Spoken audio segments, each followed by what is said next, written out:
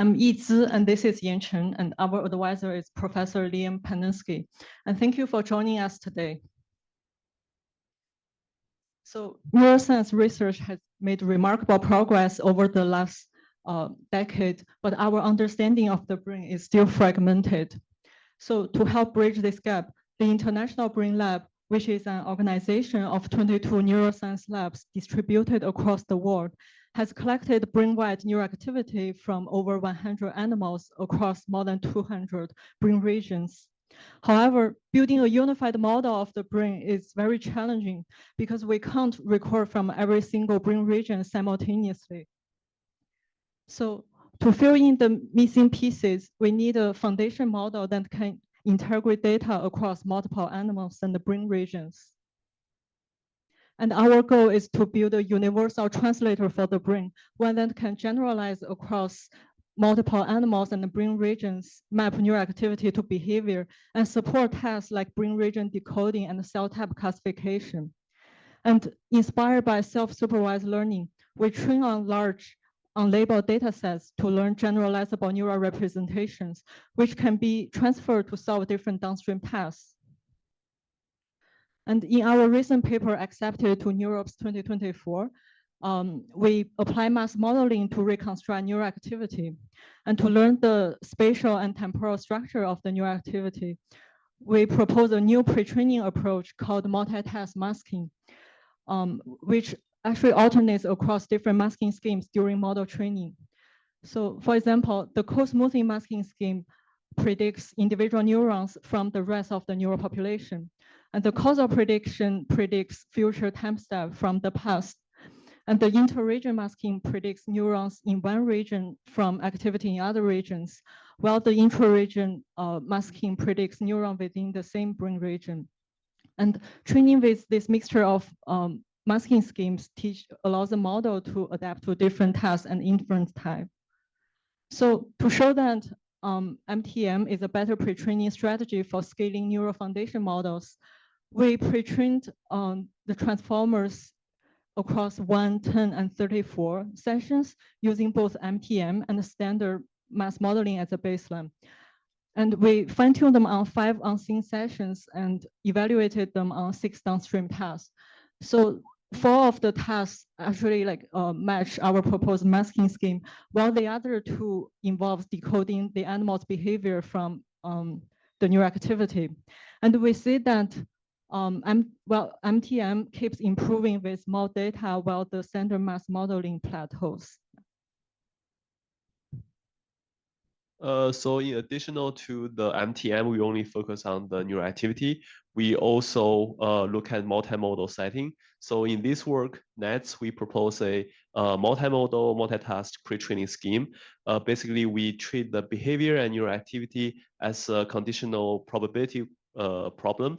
So we also tokenize the neuroactivities and the behaviors, and then we use a transformer to do the pre-training, and we alternate different neural masking and behavior masking during the training. And this is the results that we show that our pre-training schemes improves and beat all the other methods. We show the linear, full rank linear regression and the reduced rank regression and a unimodal model. So all of the tasks, including spike encoding, wheel decoding, or other behavior decoding tasks, the pre-training improved the scores a lot. And besides the neural encoding and decoding task, so what can we do with the model's embeddings?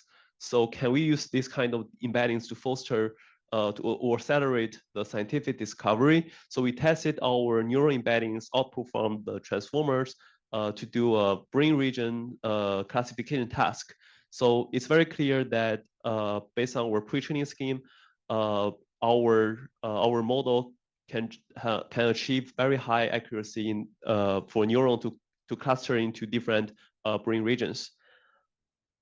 After all, for the future work, we are also working on a larger brain-wide data set, and we include around 100 animals and multiple behaviors. And after all, we are also working on a benchmark to include a fair comparison across multiple neural foundation models. And thanks for our all collaborators.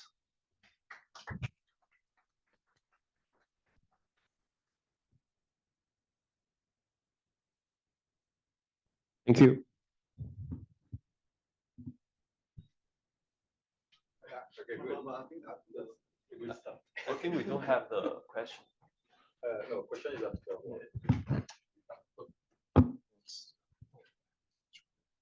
All right. So hi everyone, I'm Yifei. I'm currently doing a postdoc at MIT, working with Stephanie. Today I'm going to talk about contextual SSL learning, a lesson from LLMs. It's a joint work at NeurIPS with Sharu, Chenyu, Tommy, and Stephanie. So when I began my research on SSL learning around 2020, so there's pretty interesting area with a lot of flourishing of different SSL paradigms from contract learning, non-contract learning, multi-level encoding. I think they are quite different paradigms, but very powerful paradigms. So I very happy. I do a lot of theoretical understanding of different paradigms, try to figure out how these different methods work, have some series for Dino and MAE in this space. But now if we look into the SSL learning models in the recent years, most of them are just LLMs. People may say that, or maybe network token prediction is all you need, or maybe we have some kind of the beta lessons of SSL after all these years. But maybe a more, I think a constructive way to ask this question is that why GPT has been so powerful, or what has GPT done right, or can we mitigate the gap simply between these different paradigms? So there are two major paradigms in SSL. I think there's a lot of discussions on this. I think one, I just call it assignment networks, because there are many different variants like contrastive, non-contrastive, like read reduction. I think they are both belong to this paradigm. They have positive pairs, and you try to predict or align the reputation in latent space, and you have many different variants, but I think they have pretty similar performance. Then you have the Johnson models where you have a given input and you try to reconstruct that using different reconstruction objectives. And that's it. So I think the major difference between these two, especially if you take a look at the Cybers networks, is that the design of positive samples is the major pain of this paradigm. I think Nicholas also mentioned this, that you have some specific designs of what's the right augmentations for this, like a masking or something. And then there's no context in this positive sample matching. But if you take a look at the Johnson models, Johnson models have actually do a pretty adaptive way to do repetition learning, where you can condition the repetitions with diverse context given the inputs. So if you take a look at the repetition of the word A, it can actually get a very adaptive repetition based on the context. For example, now the repetition of A will be matched to the word mat, but we don't have that in the current Siemens networks. But I think this actually give a pretty strong limitation for the contextless repetitions, because in some cases, there's no way you can resolve this without kind of dependence on the context. For example, for color, for certain scenarios, for example, like amnesty classification, you want the repetition to be invariant to colors, right? But for some other cases, like flower classification, you want the repetition to be sensitive to colors. But there's no single repetition can fit both properties at the same time, right? And so basically that tells us there's kind of no universal repetition that works for different downstream tasks. And how humans solve this actually, because we have pretty good adaptive repetition to the context. We pay attention to the color when it's a flower, and we pay attention to the scale when it's digits. So inspired by this, we actually have a new design called the Contextual SSL with a new model called Contextual Word Models. So compared to existing Siemens networks, you just align the policy sample in a latent space with the MLP, so that's no history dependence. Now we actually introduced a history of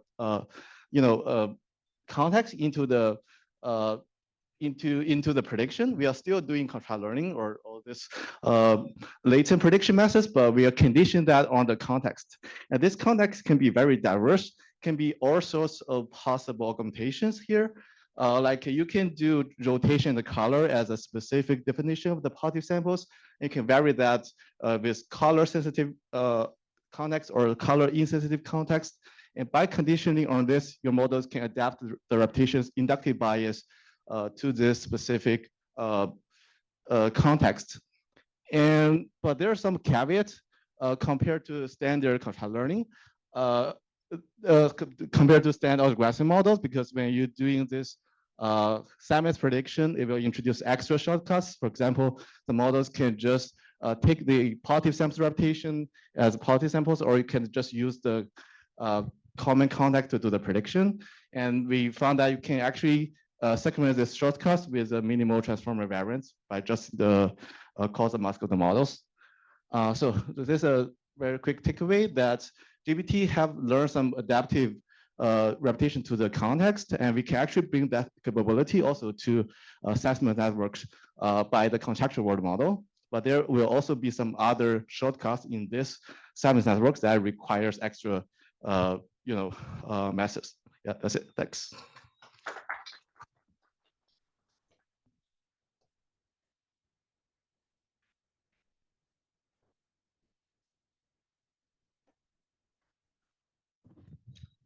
So hi, everyone. This is based on work done at Apple with a whole bunch of collaborators. And it's based on a paper that appeared in last year's NeurIPS.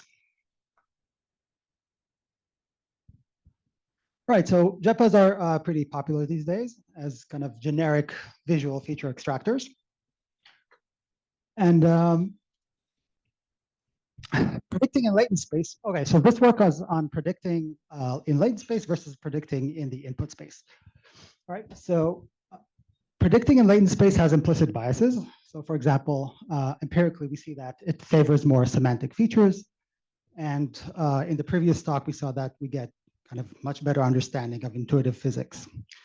So the question we ask in this work is, what is the underlying principle behind these empirical observations?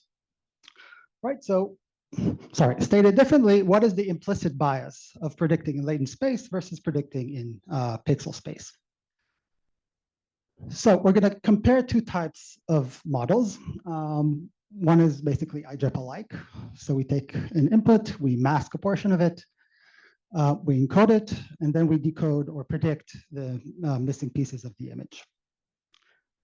And we're going to compare that to basically the MAE version of this, which is we predict directly the pixels, right, and not in latent space. Obviously, in the practical models, there are more differences.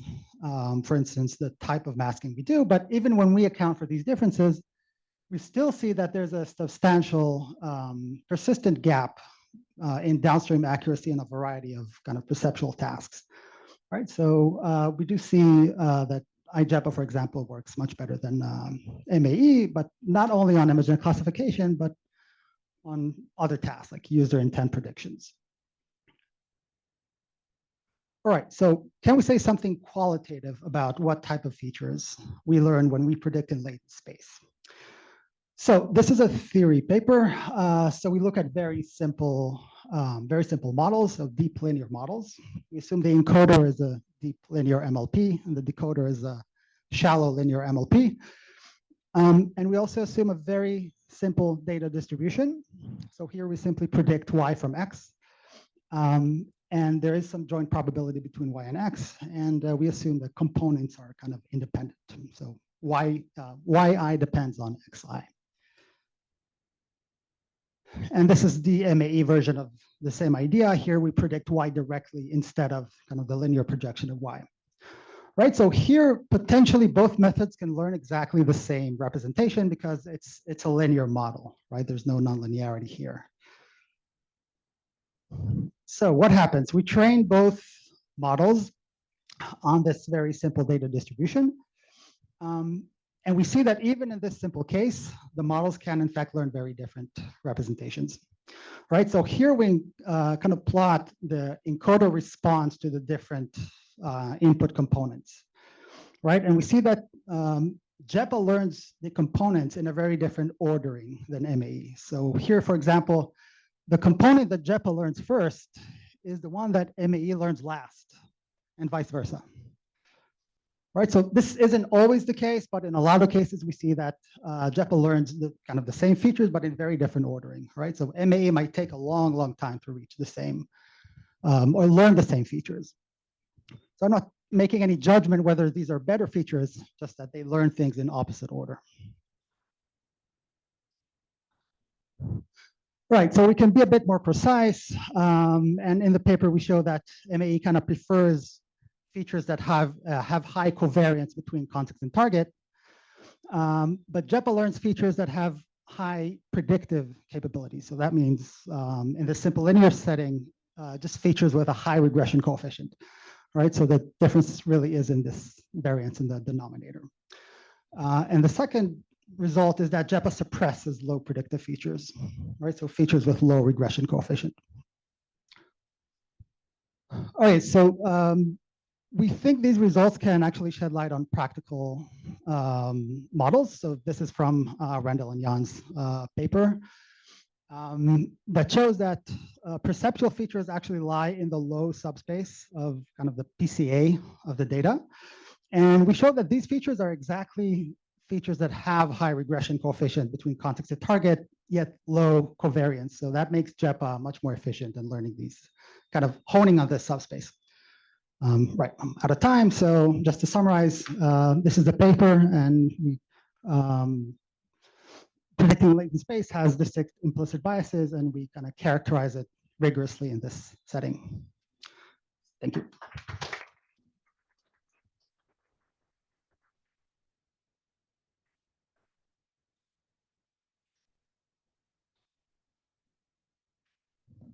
Okay, hi everyone. I'm Mehdi. I'm a postdoc at Columbia, and today I'm going to present this trick that we used for being able to learn representations from sequences that are super complex and really hard to predict in the case of behavior. So the problem that we're working on is trying to learn representations from animal behavior, and thanks to advances in computer vision, we're able to apply pose estimation and track animals over large scale videos. And this allows us to collect and abstract away all this behavior by learning these abstracted kind of pose estimates and trajectories for animals. But the next stage is to be able to move away from this single frame kind of representation and learn something about what these animals are doing in these videos. And so the goal is to go from these extracted key points and then map them into this nice embedding space where we are able to interpret what this behavior looks like. And more importantly, we want to do this at multiple timescales. Typically, these videos are going to be recorded over large amounts of time. And we want to not only understand what the animal is doing at a particular moment in time, but also understand what other factors are modulating the animal's behavior, like, for example, the time of day, or the characteristic of the specific individual that we're recording, etc. And so the approaches that we want to use obviously is a self-supervised learning approach, and we looked at multiple methods, and in particular, we looked at models that learn by predicting in the future. And so here, just like to highlight the architecture that we're using a simple temporal convolutional neural network, and we have two components, one for short-term and long-term modules, each having a different receptive field. So here, as you can see, we convert the key points into time series, and we also derive the action by taking the displacement from one frame to the other. And so the way we train this model is by predicting the actions a few frames into the future. And so this is a very simple architecture. But what we find is that despite the fact that this allows us to learn representation, this behavior, when it's super complex, especially when you're talking about naturalistic behavior, it can be very hard. And this was highlighted in a lot of talks today. Not only is the behavior very complex and very hard to predict, but it also, we found that a lot of methods that use this approach end up being very myopic, meaning that they're able to predict a few frames into the future, but at some point, the prediction is not possible. And the reason why this is important when we're trying to learn representations of behavior at multiple timescales, because while we're able to, for example, extrapolate the mouse rotating its head as it's scanning a room, moving beyond that is hard. Like if you imagine it's moving its head left to right, we're able to extrapolate the movement to the right, but then we don't know at which point the mouse is going to start going in the other direction. And so what happens is that even if you know what the movement that is happening looks like, any misalignment in terms of timestamps is going to lead to bad representations, and these errors accumulate very quickly in the loss. And so the solution that we come up with is pretty simple, because we actually don't care about creating the generative model that's predicting things into the future. We just care about learning these representations. So instead of predicting the sequence of actions, we just predict the histogram of actions. So we kind of like remove the time component of the signal. And then what we end up going from, we go from the sequence of actions into a histogram of actions. So all the values taken by the action in a very specific window into the future. And we use, instead of using a mean-square error loss, we're going to use a Earth mover distance as our loss to compare the predicted histogram of actions with the ground truth histogram. And then this turns out that this distance, when the case of histogram, is going to be very simple, it's just a malloc distance, which is super easy to compute. And this is what our architecture ends up looking like. So instead of predicting the sequence, we're going to predict the histogram. And also, I'll have to note that we add an additional auxiliary loss for contrastive learning in different subspaces to kind of encourage smoothness in the short-term and long-term embedding spaces. So just to summarize, this is what the results look like. This is a benchmark in mice where the mouse are naturally sitting in a cage. And the goal is to learn everything in an unsupervised manner. And then we have a series of benchmarking tasks that allow us to tell how well the user representations are capturing these variables of interest. So yeah, so this is the, so we have sequence level tasks, which correspond to long-term behavior, and then frame level tasks, which represents short-term behavior. And what we'll see here is that our method called BAMS is able to perform really well on the long-term tasks. In particular here, for example, predicting the strain of the animal, it's able to get 88%, which is very different from other methods that are using various approaches. And we validate this in a similar manner for other datasets like this flight dataset with 50 different tasks. Yeah, so to conclude, we propose a relaxation of this reconstruction objective that allows us to learn better representations, especially when we don't care about learning a generative model. And we're able to show that by separating these different short-term and long-term spaces, we're able to learn factors at different timescales that are useful for modeling animal behavior. Thank you.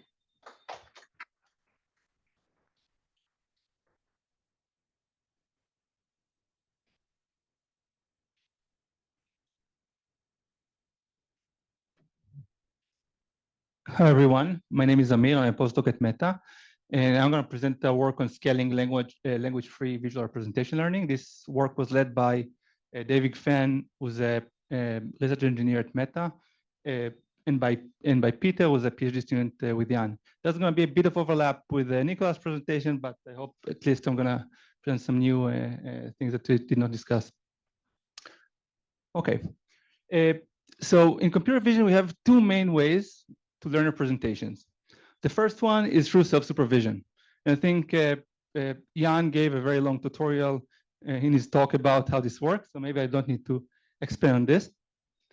And the second approach is through language supervision. And the idea in language supervision is if we have approaches like CLIP that are just supervised by the viewed semantic supervision that we have through learning with both paired image and associated text captions. Now, if you want to do tasks like image segmentation or tasks like depth estimation, so self-supervised learning methods perform pretty well as backbones for this kind of tasks. So tasks that require dense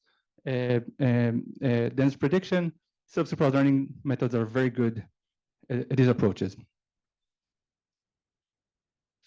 If you want to do VQA tasks, right? Like you given an image, you want to ask some question about the image.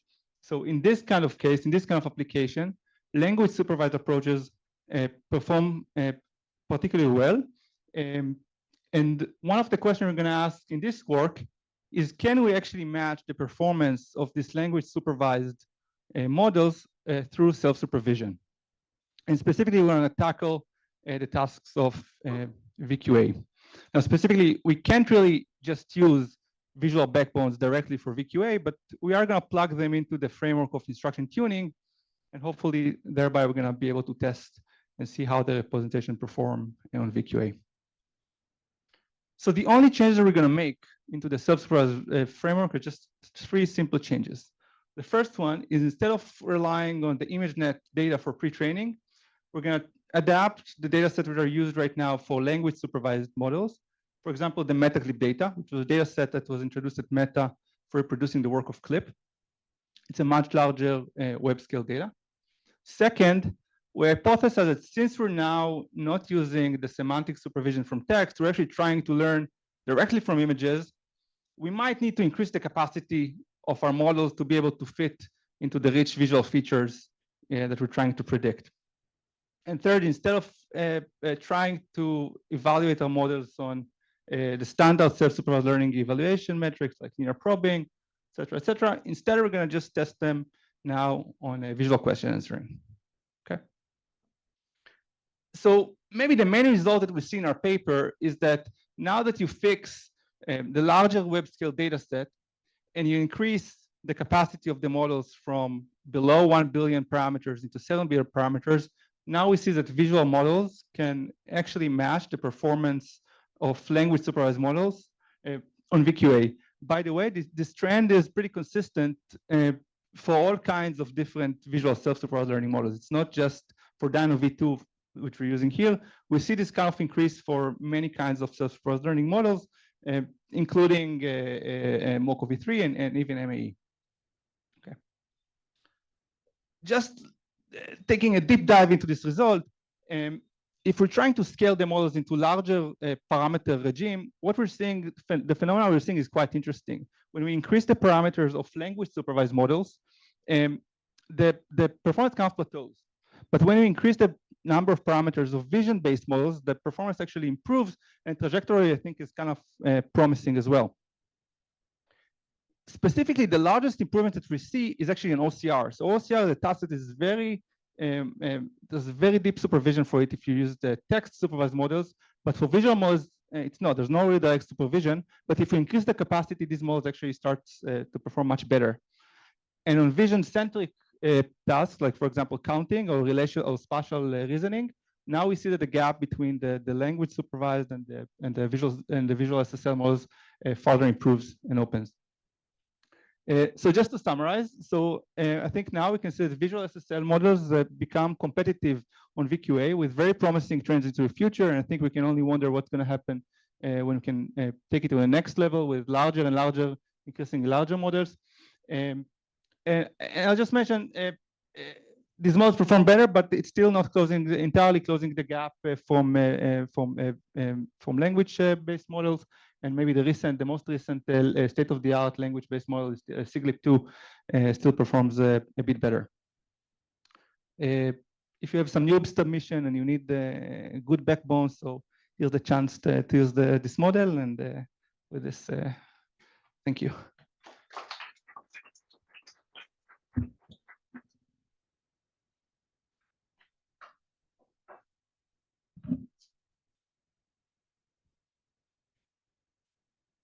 Hi, my name is Anthony Basilgo, and I'm a fourth-year PhD student at the University of Pennsylvania. And today I'll be presenting my work, Many Perception Tasks are Highly Redundant Functions of Their Data. Today in self-supervised learning, we're trying to build good downstream representations.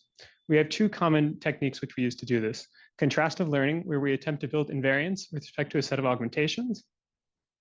And reconstruction, which tends to recover input signals or encodings of these input signals. An assumption we have when we're using these methods is effectively that these learned invariances or features that we capture are able to capture these task-relevant information from the data. One of the questions that I have with respect to this is, where is the task-relevant information present in the subspaces of the input data? Looking at, for example, linear reconstruction is the first example of this. We know that in linear reconstruction, we're going to learn the principal components of the data. These principal components for natural images with translationally invariant image statistics consist of sinusoids of varying frequency. If we look over to the right here, we show an example of the ImageNet power spectral density. And what you see here is effectively that the low frequency contains a lot of the energy, while the high frequency contains a lot less of the energy. And from Parsifal's identity, we know that the reconstruction power is equal to the Fourier energy. With the first 5 components of this distribution you see here, we actually reconstruct 99.90% of the original image input. But with the last 27 components, we can only construct 0.1%. This overall is an ill-conditioned optimization problem when we're trying to do this linear reconstruction. So we're overall going to get first this low frequency sort of spectrum. And again, the question is, where is the task information in this sort of distribution we see here? What we're going to do is we're going to look at, for example, trying to delve into this problem. So we're going to take, for example, this image here, which consists of ImageNet, which consists of 1,000 classes of different animals and objects. And what we're going to do is we're going to project this data onto different subspaces. In this case, we're going to show this for Fourier subspace, but in our paper, we do many more other subspaces. We're going to project these onto low-pass filters, which consist of everything until a certain frequency index, bandpass filters, which consist of things between an index, and high-pass filters, which consist of everything above an index. And what you see down here are basically these images that you get when you do these projections.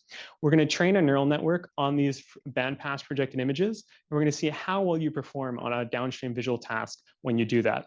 What we do when you see this is that if you train on the entire image data, on the entire subspace, the entire input, you get something around 76% accuracy. But if you train on, for example, what you see here, these passband filters, which consist of just certain subspaces of the input, you get something from 60 to 76% accuracy. And what this shows us is that there is task information present across the input spectrum. And it's not that you're performing terribly well when you're choosing a certain portion of the spectrum. Overall, we go back to the idea that the low frequency subspace, the input data, is most predictive of the task. However, the high frequency subspace is also remarkably predictive. This goes back to, again, Randall's paper with uninformative features for perception, where instead of this axis being frequency index, this would be explained variance, and you would see basically this inverse phenomenon that we're seeing. Moving beyond to then just classification, we've also performed this for a variety of perception tasks. For example, optical flow, semantic segmentation, and depth estimation, where we see this same fact occurs, where we see that effectively, if you look at any of these green curves, which are the passband filters, it's not that any particular subspace actually performed terribly on the task. It's the fact that they all contain features that are redundant of the task. And with that, looking at trying to use this now into future work, one of the pieces of work I have with Randall and Pratik here is on understanding masked autoencoders. And effectively what we see here is that using different, with the different hyperparameters of masked autoencoders, this changes the scale of the spatial scale of basically features encoded in the data. And the second work that I want to show here too is also some work on context modulated motion coding. So rather than basically rather than encoding, for example, an entire set of features, how can we use context to reduce this set of features? And this is through, for example, using motion in this example for predicting things like optical flow. And with that, I'd like to thank all my collaborators who are part of the work here. You can talk with Pratik or Randall on some of the stuff you've seen here. Thank you.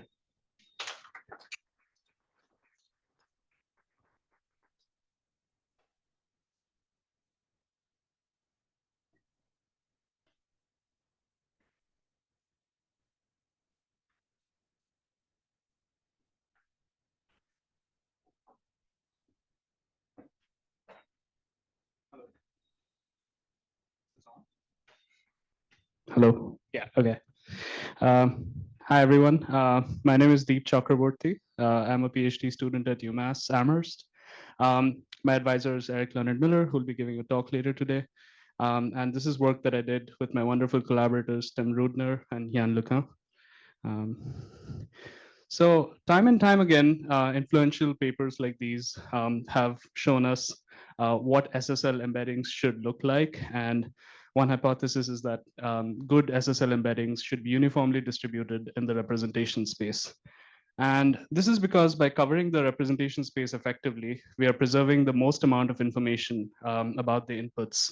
So this is going to help us later solve downstream tasks which are potentially unknown. Now, enforcing uniformity in the embeddings requires that we maximize the entropy of the feature distribution. This is really difficult because maximizing the entropy of a high dimensional joint distribution is unreliable in more than a few dimensions, though people have certainly tried.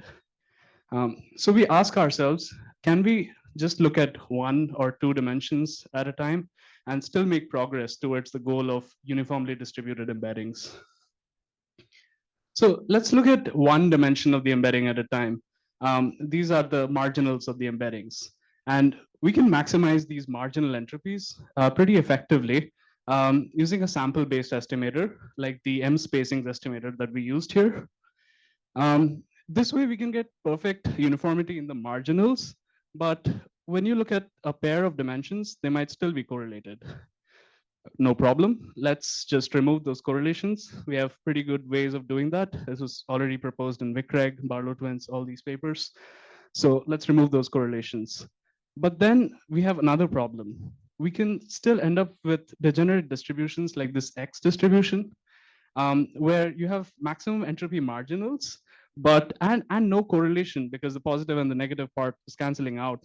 But this is not exactly what we want.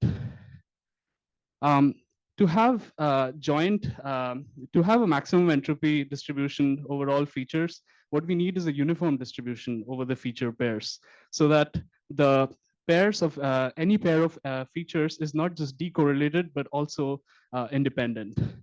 So these 2 conditions are just necessary, but not sufficient for joint independence. However, we noticed that the sample embedding distributions from our model are almost always pairwise uniform. We think that because of the inductive biases in neural networks, it cannot capture non-smooth distributions like the X distribution over here. And it can also not model higher order interactions if they may exist.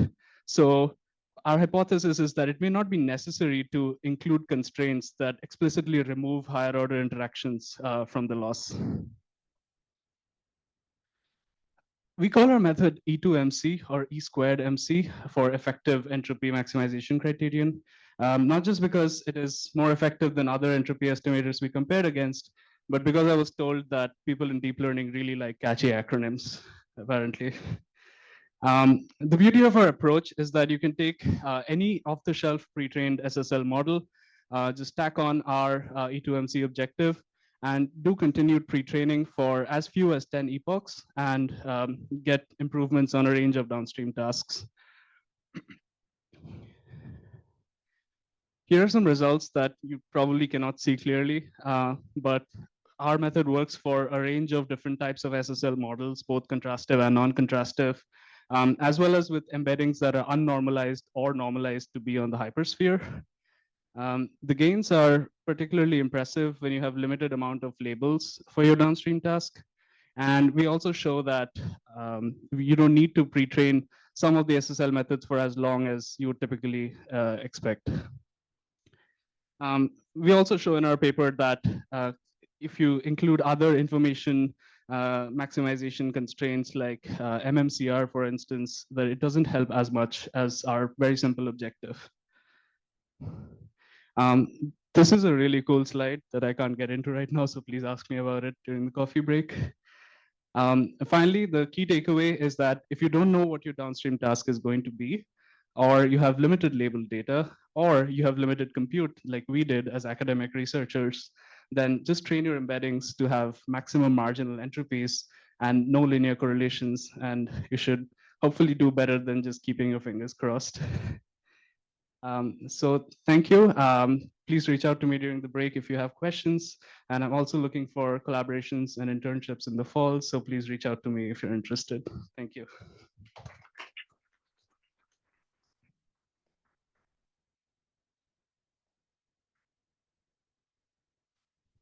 Hi, I'm Drew Lindsley. Really excited to tell you about 3D vision and reasoning, which I think is the next frontier for brain science and artificial intelligence. I'm going to cheat. I'm not going to talk about self-supervised learning directly. Okay, so we're more going to talk about behavior, tasks, where I think we should go. And to get us started, I'm going to show you an image I generated with Gemini 2.5, where I asked it to generate an image of a teddy bear in 3 mountains. The teddy bear is on one mountain, a cross is on one, the house is on one, the teddy bear is facing the house. Okay, anyone from Google here? Sorry, ahead of time. It failed. Okay, so let's get into what it was supposed to do and why I think this is so interesting. So today we've heard a lot about object classification, and a lot of us are computer vision people here, so it's usually ImageNet is our first go-to. But when we think about behaving in the real world, it's so much richer than object classification. So I have a daughter. I have thought about how is my daughter going to learn from me about how to tie her shoes. She has to watch me tie her shoes and transpose that experience into her frame of reference. Or we play hide and go seek. It's really fun. How is she doing that? Or you're on the street and you give somebody directions. How do you do that? Well, it turns out that back in the 50s, the proto-developmental psychologist Piaget studied all of these behaviors and called it visual perspective taking, meaning how do you take the perspective of someone else and can we measure how that ability develops over life? And it turns out Piaget used this teddy bear stimulus to investigate VPT, visual perspective taking, in infants and found it develops over the first decade of life. I'm just going to talk about the most basic version of VPT here, which we investigated in our paper called the 3D PC, blah, blah, blah, blah, blah. So you can look this up if you're interested. It was just published at ICLR. So the point of this paper was we wanted to investigate or compare models with humans on VPT and other 3D perceptual tasks. And the way we did it is we began with images from Co3D. I'm going to skip a lot of details here, but let's just say images from Co3D. And the reason why we went with Co3D is because we wanted to develop a massive unbounded data set of these images where we could pose two separate tasks for observers. The first task, a depth order task, is an object that we drop in these images, this green camera, closer to you than another object that we drop into them, this red ball. Okay, sort of a baseline task, just to level set how well can these models perceive depth.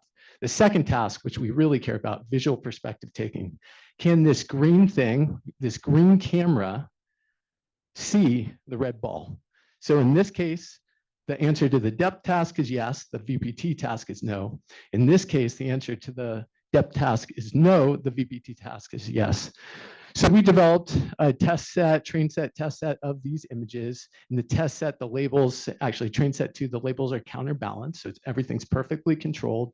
We tested human participants. We tested a bunch of different models representing all the architectures we're familiar with, all the training routines we use, blah, blah, blah, blah, blah. And what I'm going to show you here is results from these models versus humans after we took those models that were pre-trained and then added a classifier on top to ask their decisions for depth tasks and for VPT tasks. So the first results to show you are on the depth order task. X-axis here is the ImageNet accuracy of models. Every single dot is a different model. So the remarkable result here is that the accuracy of models on depth order correlated with their accuracy on ImageNet. Okay, we'll come back to that. But I just want to point out, we also tested VLMs on this. Claude 3, GPT-4o, Gemini, they all kind of sucked at that. The more relevant task here is VPT. Okay, so now I'm applying those models the very same way. X-axis is ImageNet accuracy, Y-axis is VPT accuracy. And so here we can see that, actually I forgot to say in the previous plot, human accuracy is up here. So here we can see VPT accuracy for humans is all the way up here. Models are down near chance, okay? So what does this mean? For the 5 neuroscientists and cognitive scientists here, including me, this is really cool because of the depth result, because this shows that models now can be good models of human depth recognition. And we can start to use them to generate hypotheses on how human depth recognition works in brains. So that's really cool. I know we're not the only ones. I know many here have shown that these models can learn about depth, but I found this to be remarkable, and we can talk more about that later. But the message I want to leave you all with is that these deep learning networks trained on images cannot solve visual perspective taking tasks. So I believe this is the next frontier that all of us should be thinking about, which is how can you reason about 3D? How can we design self-supervised learning rules to support those behaviors? Thank you.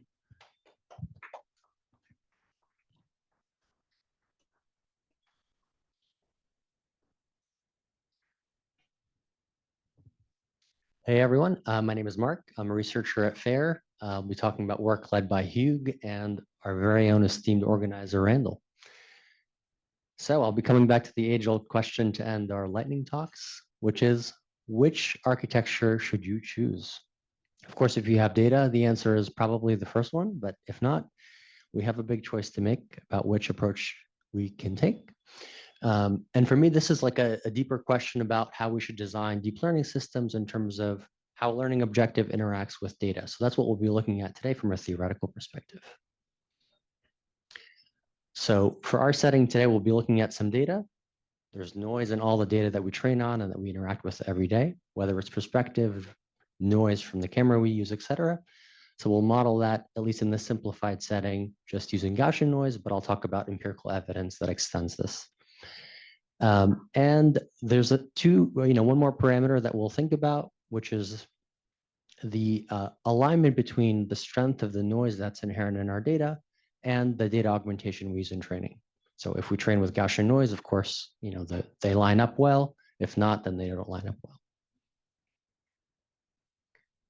Okay, so it turns out if you make some simplifying assumptions about your network, you linearize it, you can analytically prove that as you have an infinite number of samples. For any alignment, a supervised model is going to learn to be invariant to the things you don't care about and capture the information that you do care about. For our joint embedding architecture, we're able to get a different bound that depends on a lot of factors, which you can look up in the appendix of the paper. But for now, we'll just call it alpha joint embedding. And for a reconstruction type loss, we'll call it alpha reconstruction, RC. And so what are these really, what insight can we derive from these? In short, if the noise magnitude is low, meaning the data is not so noisy, reconstruction methods work well. If the noise is high, which often in the real world it is, joint embedding methods tend to be preferable. And so we have some initial empirical insights at a small scale that pan this out. And basically, in summary, use joint embedding when you don't know the noise model, use reconstruction when you know the noise model is low. And we're extending this to other types of noises and scaling it up a little bit more beyond MNIST, but at least now you have both the theory and a little bit of the empirical side as well. Come chat with us if you want to learn more or talk. Now I'll let you have coffee.